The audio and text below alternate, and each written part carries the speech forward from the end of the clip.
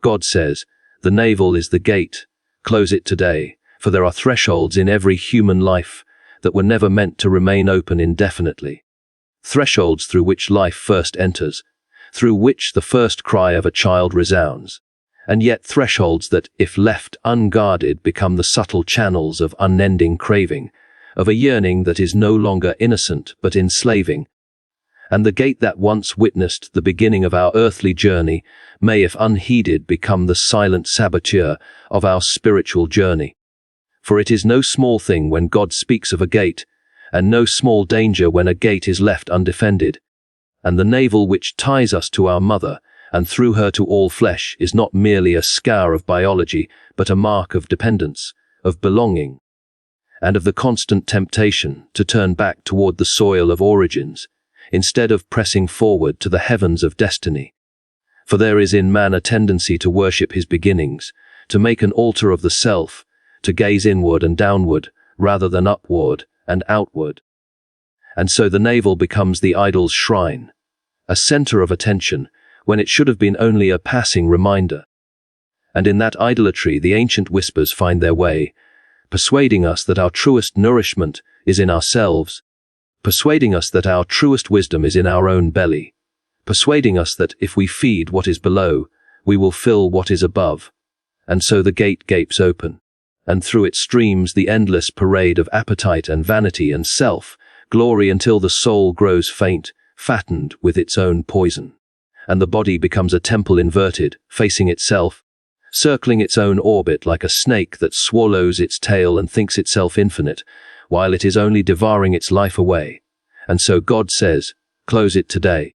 For every day that gate is left unsealed is another day of intrusion, another day of lesser voices parading as greater truths, another day of the sacred being mocked by the profane. And though the world will laugh at such a saying and mock the notion that the navel has any voice at all, the wise will know that the laughter itself is the proof, for the one who mocks the watchman on the wall is already conspiring with the invader. The one who mocks the ceiling of a gate is already planning to pass through it. And so it has always been that what the world derides most is often what heaven esteems most.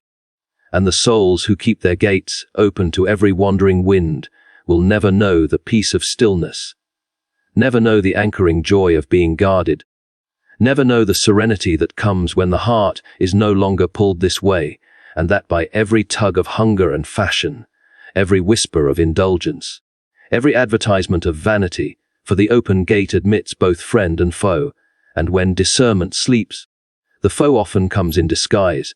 To close the gate is not to despise the body, nor to despise the sign of our beginning, nor to cast away the truth that we were knit together in secret and wonderfully made, but to remember that the place of beginnings is not the place of endings, that the cord once cut must remain cut, that the journey once begun must not be reversed, that there comes a time when a child must cease to draw from the mother, and must begin to walk on his own feet, must look not inward to the umbilicus, but upward to the heavens, must cease circling his own center, and step outward into the radiance of another's glory. And that is why the navel is both beautiful and dangerous, beautiful as the scar of birth, dangerous as the temptation of self. For man was not meant to live with his eyes ever bent downward toward his stomach, but raised toward the light, his appetite subject to his soul, his body a servant of his spirit a servant of God. But who can close a gate that has been open so long? Who can turn the key when the hinges are rusted from neglect?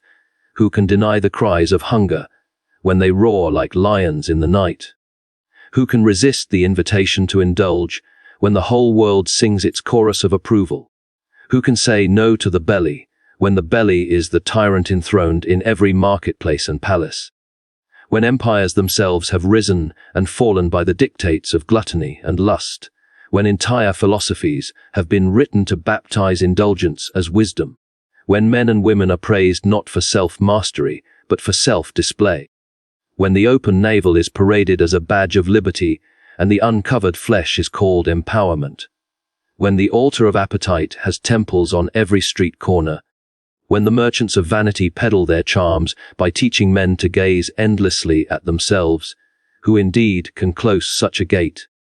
And yet the word is not who but how, and the answer is that the gate is not closed by hatred but by holiness, not by shame but by surrender, not by despising the gift of the body, but by enthroning the giver of the body. And when the higher allegiance is chosen, the lower ceases to clamor with such tyranny. When the soul delights in the bread of heaven, the belly ceases to demand the bread of dust.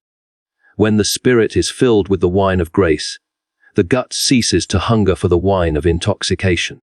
And so the gate closes not with violence but with reverence, not with chains but with consecration. The sealing of the gate is the freeing of the heart, for as long as the navel is left open as a channel of identity, the self is never severed from the soil, never cut loose from its primal dependency, always circling back to dust when it was meant to soar toward spirit, always dragging the umbilical cord across the earth when it was meant to carry a crown toward heaven, always waiting to be filled by what is perishable rather than by what endures. And so the closing of the gate is the rising of the soul, the lifting of the eyes from the self to the source, from the belly to the beloved, from the gate of flesh to the throne of light. And it is only then that man finds himself truly human, for as long as he bends around his own circle, he remains less than what he was meant to be. But when he turns outward and upward, he becomes the very image he was fashioned after, radiant not with borrowed cravings, but with bestowed glory, not with the shallow fire of appetite, but with the eternal flame of love. And in this sealing of the gate, he does not lose his beginning, but sanctifies it.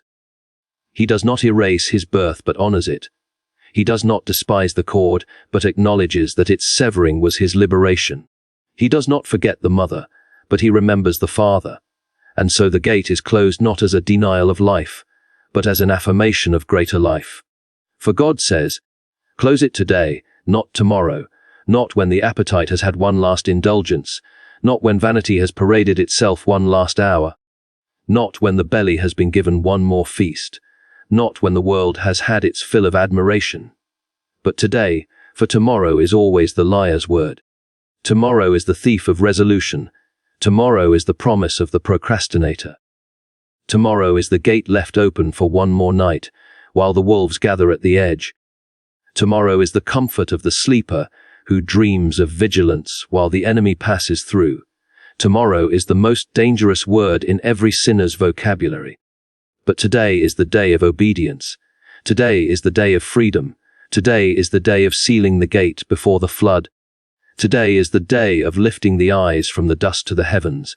Today is the day of saying the navel has spoken long enough, and I will listen no more.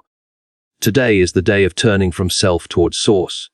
Today is the day when the child grows into the son, when the slave grows into the heir, when the wanderer grows into the pilgrim, when the belly is dethroned and the heart is enthroned. Today, for delay is defeat. And to close the gate today is the only way to keep it closed. The command to close the gate, for what is open without discernment becomes a passage for corruption, distraction, and enslavement, is not a small command, not a whisper tossed to the wind as though it concerned only trivialities, but a thunderous summons to vigilance. For the open gate is not merely an architectural weakness, but a spiritual exposure, a yielding of ground to forces that never sleep, forces that lie in wait with patient malice for just such an opportunity. And man in his folly thinks that an unguarded threshold is harmless, thinks that what enters and exits freely through him leaves him unchanged, thinks that gates are for fortresses and wars, but not for souls and homes. And yet history itself testifies otherwise, for cities have been lost not because their walls crumbled, but because their gates were neglected. And lives too are lost not because they were weak, but because they were unwatched. Not because they had no treasure, but because they left their treasure unguarded. And so, when God commands the gate to be closed, it is not the stripping away of freedom, but the preservation of it. It is not the shrinking of life, but its enlargement. For the open gate may promise liberty, but it delivers only bondage, promising the thrill of unrestricted passage, but concealing the devastation of invasion. Promising the delight of endless visitors, but concealing the ruin of thieves.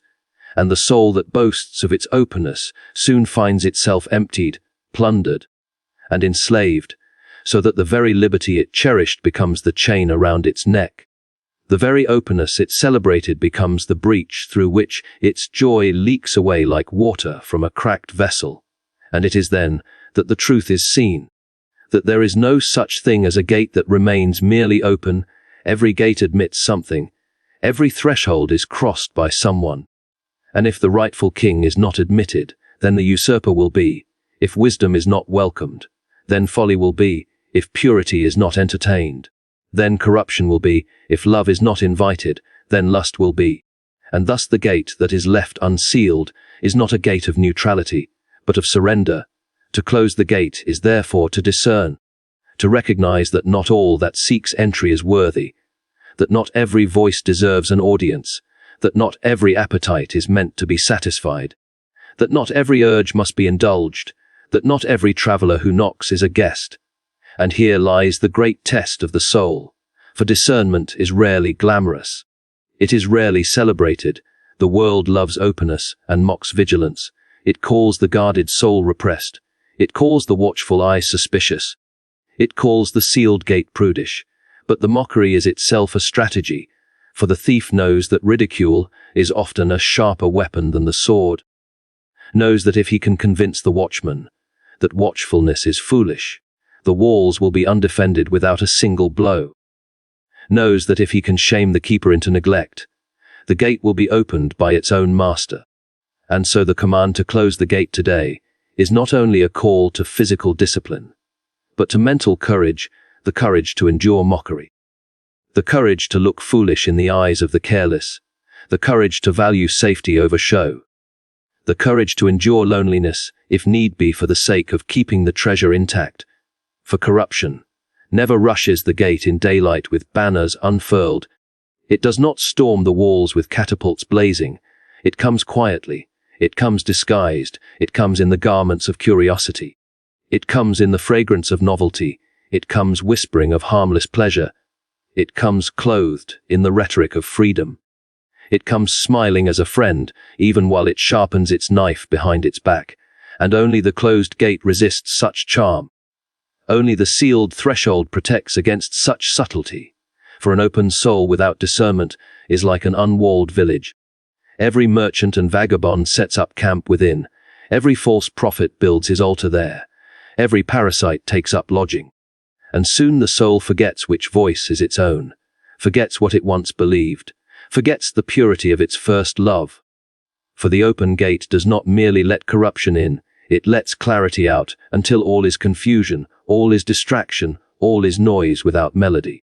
And the once bright flame of devotion sputters under the wind of 1,000 intruding drafts. But to close the gate is not to live in fear, it is to live in focus. For the guarded soul is not one that trembles at every knock, but one that knows which knocks to answer. It is not a fortress of paranoia, but a sanctuary of peace. Not a life of isolation, but of preservation, for only the sealed vessel can hold the wine. Only the closed chest can keep the jewel. Only the locked garden can cultivate the rose, and the one who thinks openness is more generous than protection, has never tasted the fruit of a tended orchard, never seen the bloom of a weedless flower bide, never known the sweetness of water unpolluted by every passerby who dips his hand into it. And so the closed gate is not stinginess but stewardship, it is not cruelty but care, it is not the rejection of all but the safeguarding of the best. And what of distraction, that subtler invader, that gentle thief that does not plunder with violence, but with trifles, that does not wound the body, but fragments the mind, that does not enslave with chains, but with endless diversions, for distraction is the constant traffic of the open gate, the never-ceasing stream of images, words, and impressions that flood in when no boundary is kept, and the distracted soul is the exhausted soul, the soul that cannot pray without wandering, cannot love without dividing, cannot labor without dispersing, cannot rest without itching for noise. The soul that is perpetually open to everything, but never wholly given to anything, and thus never rooted, never fruitful, never whole.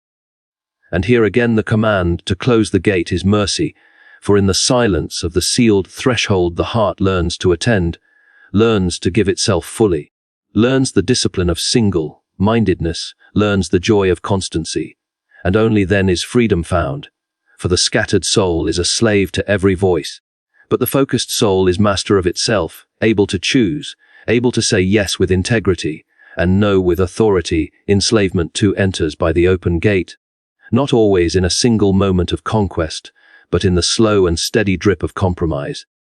The gentle yielding of ground 1 inch at a time, until the soul looks back and wonders how it came to be bound when once it was free, how it came to be tethered when once it was light, how it came to kneel when once it stood upright. And always the answer is the same: the gate was left open to a visitor that seemed harmless, left open to a habit that seemed small, left open to a delight that seemed innocent.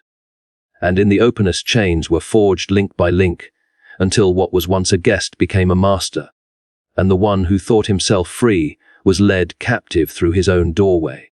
And thus the enslavement of man is never imposed from without until it has first been admitted from within, never conquered by force until it has been betrayed by openness, never shackled until it has neglected the watch.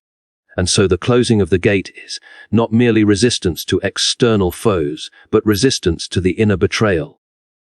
The inner softness that would rather please than protect, that would rather indulge than endure, that would rather drift than stand. And here again the word today resounds. Close it today. For every day left open is another link added to the chain, another intruder admitted, another foothold granted, and the longer the openness continues, the harder the closing becomes. Therefore the command to close the gate is itself grace. For it comes before the ruin is complete. It comes before the house is emptied. It comes before the treasure is plundered. It comes while there is yet time to resist, while the threshold may yet be sealed, while the hinges may yet be strengthened, while the soul may yet recover its clarity. And so to hear the command is not to be burdened, but to be blessed, not to be shackled, but to be saved. For the closed gate is the soul's protection, its focus, its freedom, and only the foolish will despise it, only the blind will mock it, only the reckless will ignore it, and though the world may still sneer, and the crowd may still laugh, yet the soul that heeds it will find in time that the laughter has faded, the crowd has scattered, the mockers themselves are enslaved by the very openness they glorified, while the watchful soul, sealed and steadfast, walks in a liberty they never knew.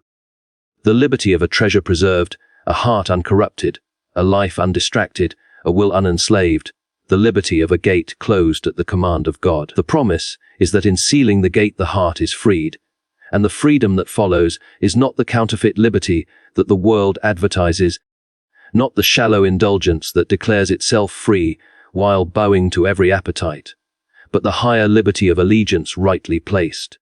For man was never meant to drift unmoored, never meant to belong to no one, never meant to stand rootless in a universe of infinite voices. He was meant to belong, meant to pledge, meant to love, and when the gate remains open he finds himself enslaved to lower lords, to passions that command his hours, to distractions that scatter his mind, to appetites that drain his strength. But when the gate is sealed, those lower masters are denied, their voices silenced, their chains shattered, and the heart at last can turn upward to the allegiance it was created for, the allegiance that dignifies rather than degrades, the allegiance that frees rather than fetters, the allegiance that raises the head instead of bowing it. For to serve the belly is to stoop, to serve the crowd is to crawl, but to serve the eternal is to rise. To be aligned with the highest is to be lifted with him. And so the closing of the gate is not a loss of freedom, but its very beginning. The moment when false allegiances are cut away, and the true allegiance can claim its rightful throne, and purity of love flows as the second gift. For the heart that is constantly invaded through its open gate can never love wholly, can never give itself without remainder. It is scattered, distracted, fragmented, it is parceled out to every fleeting fancy, divided among every intruding appetite, and so even when it loves truly it loves weakly.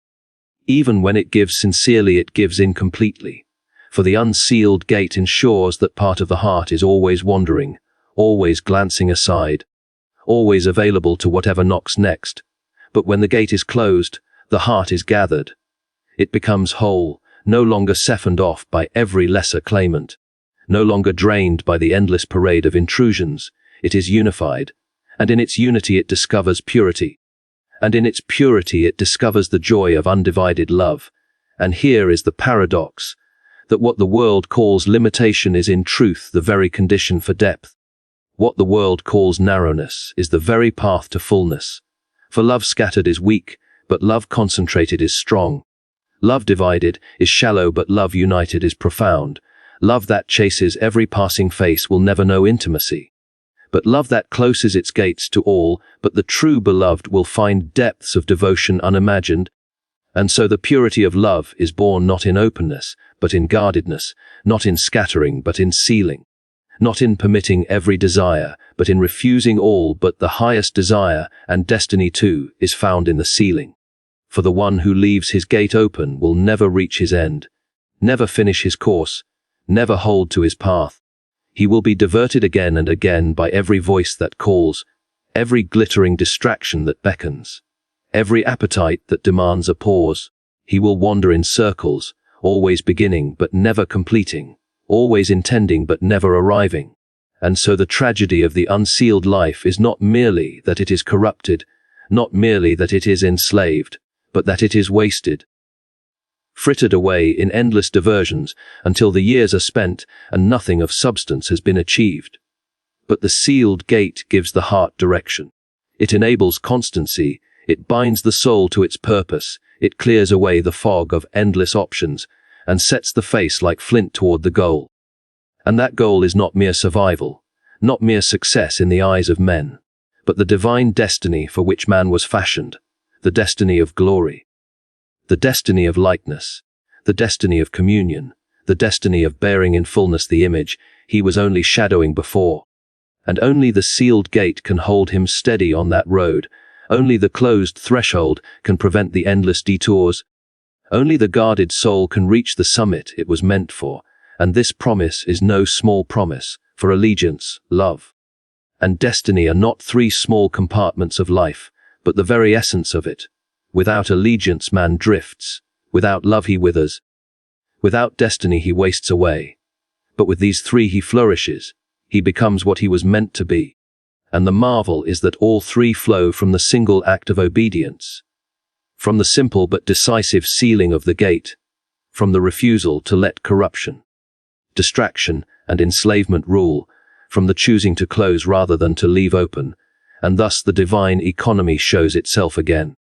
That the greatest blessings often hinge upon the simplest obediences, that the highest freedoms spring from the humblest acts, that to close a gate in faith is to open a kingdom in reality, and so the promise resounds with greater force than any worldly advertisement. For the world promises freedom and delivers chains, promises pleasure and delivers emptiness, promises destiny and delivers ruin. But here the promise is true. Here the promise is secure. Here the promise is backed not by vanity, but by eternity, that if the gate is sealed, allegiance will be lifted higher. Love will be purified, destiny will be fulfilled, and though to the unguarded soul such a promise may sound like deprivation, as though closing the gate meant narrowing life, until it is thin and joyless, the truth is the opposite, for allegiance to the highest is enlargement. Not shrinking, love purified is more abundant, not less, destiny fulfilled is expansion, not constriction. And the one who refuses to seal his gate in fear of missing out is the one who misses everything, while the one who seals it in trust discovers that nothing worth having is lost, nothing worth loving is denied, nothing worth becoming is hindered. For the gate was never meant to be a highway to everything. It was meant to be a threshold for the worthy. And once sealed against the unworthy, it becomes the passageway for the greatest of all, the one who alone deserves entry, the one who alone can fill the heart without draining it, who can occupy without suffocating, Who can claim allegiance without enslaving? Who can receive love without exhausting? Who can give destiny without deceiving? And when he enters, the closed gate becomes the open heaven, the sealed threshold becomes the wide horizon, the guarded soul becomes the liberated spirit, and so the promise stands, that what is sealed is not lost but preserved, that what is denied is not stolen but transfigured, that what is closed below is opened above. And if today the command is hard, if today the sealing feels like death, if today the closing seems like diminishment, tomorrow it will be seen as birth, tomorrow it will be known as freedom, tomorrow it will be celebrated as glory, for allegiance misplaced is slavery, but allegiance rightly placed is majesty. Love corrupted is ruin, but love purified is paradise. Destiny squandered is despair, but destiny fulfilled is joy unspeakable. And all of this hinges on the gate, on whether it stands open to every passing shadow, or whether it is sealed for the eternal light, on whether it welcomes every intruder, or whether it waits for the rightful king, on whether it is a corridor of corruption, or a sanctuary of promise. And the voice that commands is the same voice that promises, close it today, and tomorrow you shall be free.